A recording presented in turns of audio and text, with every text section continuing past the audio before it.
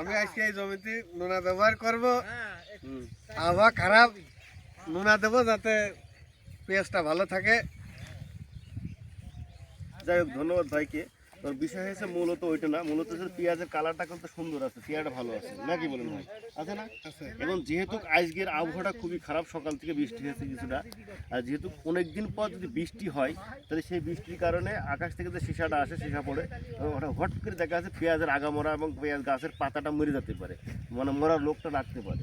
তাই লুনা যখন ব্যবহার করবেন, তো আপনার সাথে আমার একটা পরামর্শ আছে, লুনার সাথে কি শোষক পোকার একটা ওষুধ ব্যবহার করবেন, আপনার মোভেন্টো কনফিডার, তাহলে ভালো হবে। পাশাপাশি একটু চেষ্টা করুন ম্যানকোজেব গ্রুপের ওষুধ ডাইথেনিয়াম 45, তাহলে কী হবে, আপনার যে ক্ষতিটা আসবে সেই ডাইথেনিয়াম 45-এর কারণে ওই ক্ষতিটা গাছেরা ইফেক্ট করতে দেবে না এবং গাছের পাতাটাও ভালো থাকবে, বৈরী আবহাওয়ায় আপনার সহজে ক্ষতি হবে না। এই জন্য আমরা যারা আজকের দিন পর্যন্ত যারা এরকম আবহাওয়া খারাপ, বিশেষ করে আমাদের ঝিনাইদহ অঞ্চলে আজকে সকাল থেকেই বৈরী আবহাওয়া, সকালের অবস্থা খারাপ ছিল, বৃষ্টি আসছিল, এখনও আবহাওয়া খারাপ।